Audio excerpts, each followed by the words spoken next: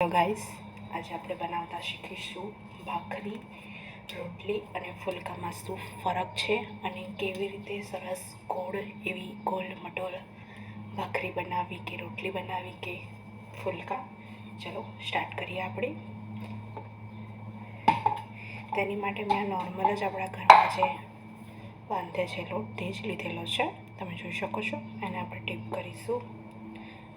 સૌથી પહેલાં લોટમાં ગોળા, પછી આપણે લુઓ લઈ લઈશું.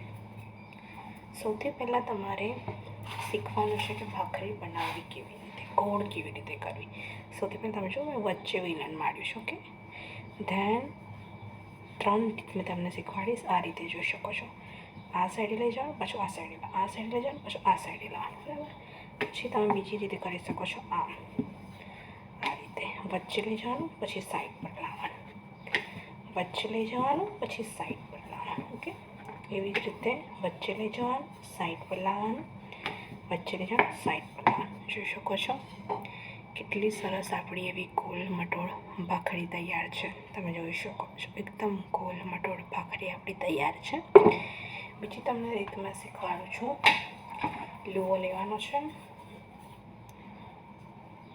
ઓકે, લુઓ લેવાનો છે. જોઈ શકો છો અહીંયા મેં લોટમાં લઈને લુઓ તમને બતાવું છું. અમે લુઓ લઈ લીધો છે. પછી બીજી રીત છે આ સાઈડે જાઓ, આ સાઈડે, જેમાં તમારે હાથ ટચ નથી કરવાનો. જોઈ શકો છો વગર હેન્ડ ટચે પણ તમે એકદમ સરસ એવી રોટલી ગોળ બનાવી શકો છો. જોઈ શકો છો આપણી ગોળ મટોળ એવી બીજી રોટલી પણ તૈયાર છે. જોઈ શકો છો એકદમ ગોળ એવી સરસ. હવે આપણે વાત કરીએ ત્રીજી રીત છે. આ લુઓ લેવાનો છે. થોડો લોટ આવી રીતે સ્પ્રેડ કરશો.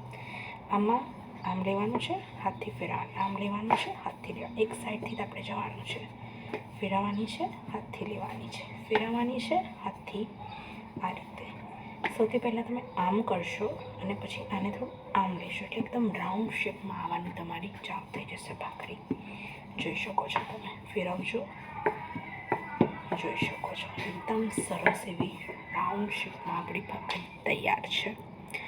હવે હું તમને બતાવીશ કે ફુલકા, ભાખરી અને રોટલીમાં શું ફરક હોય છે. ચલો, તમે જોઈ શકો છો કે મેં ગેસ ચાલુ કરીને ઉપર તવો ચડાવી લીધેલો છે. ઓકે, તો જોઈ શકો છો તવાને આપણે સારી રીતે એવો ગરમ થવા દેવાનો છે.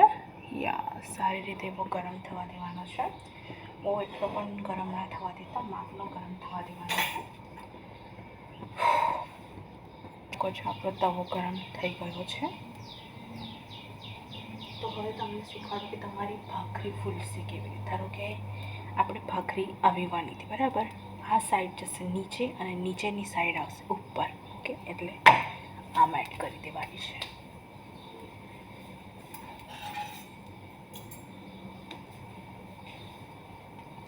આ ભાખરીને આપણે કંઈ 10% જેટલી જ પાકવા દેવાની છે. એ સાઈડથી 80% જેવી આ સાઈડથી પાકવા દેવાની છે.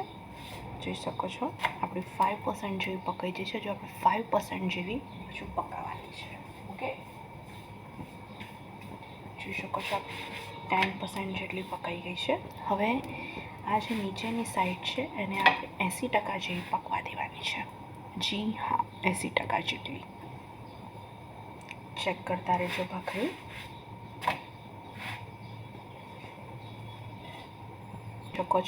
જોઈ શકો છો તમે આપણી ભાખરી 80% જેવી આ સાઈડથી પકી ગઈ છે.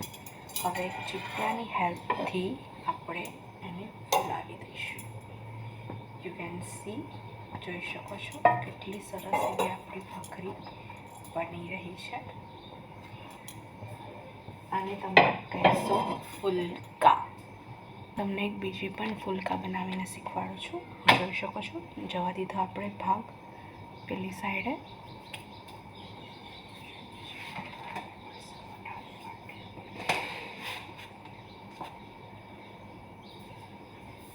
દસ 10% જેવી પાકવા જોઈ શકો છો તમે, આપણી આ 10% જેવી પાકી ગઈ છે ભાખરી. હવે નીચેથી આપણે પકવા દઈશું અને 80% છે.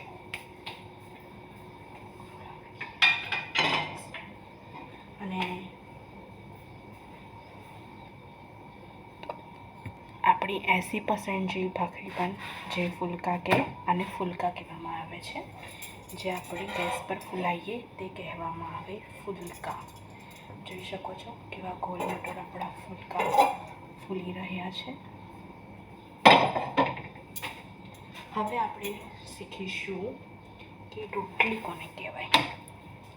રોટલી એને કહેવાય જે ફૂલાડવામાં ના આવે અને જેના ઉપર તેલ લગાવવામાં ના આવે તેને કહેવાય રોટલી. તો હું તમને બતાવું છું કે રોટલી કેવી રીતે બનાવવી. આમાં એને કંઈ એવું નથી, આમાં એવું કંઈ નથી હોતું કે તમે 10% જેવું એવું પાકવા દો. આમાં તો તમે ગમે તે રીતે પણ પાકવા દેશો, કંઈ વાંધો નહીં આવે. ઓકે, જસ્ટ આ પાકી જવી જોઈએ આપણી. આવા જ વિડીયો જોવા માટે મારી ચેનલને તમે સબસ્ક્રાઈબ કરી શકો છો. જોઈ શકો છો આમાં કંઈ એવું જોવાનું નથી હોતું કે આ સાઈડ પાકી કે ના પાકી. એકદમ સરસ આજુબાજુને દબાવીને શેકી લેવાની છે આપણી ભાખરીને, રોટલીને. જોઈ શકો છો આપણી રોટલી છે. હવે હું તમને શીખવાડીશ કે ભાખરી કોને કહેવાય.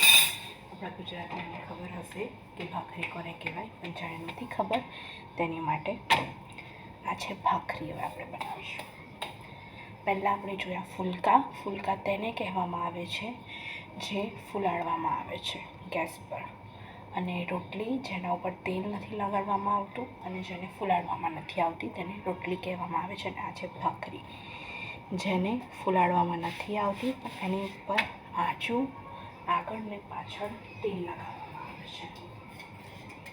તમે ગુજરાતી હશો તો તમને ખબર હશે કે ભાખરીની આજુબાજુ તેલ લગાવવામાં આવે છે. તો હું તેલ લગાવી રહી છું. ફ્લિપ કરી એની પાછળની સાઈડ પણ તેલ લગાવી દઈશું અને સરસ દબાવીને આપણે શેકી દેવાની છે. આ થઈ ગઈ આપણી ભાખરી. આનો થોડો લોંગ વિડીયો છે, પણ તમને જાણકારી અને ટિપ્સ એન્ડ ટ્રિક્સ બહુ સરસ રીતે મળશે. સરસ એની કોર્નરને તમે દબાવશો તો તમારી ભાખરી બહુ સરસ ઊંચી બનશે એવી. જોઈ શકો છો આપણી ભાખરી થઈ ગઈ છે.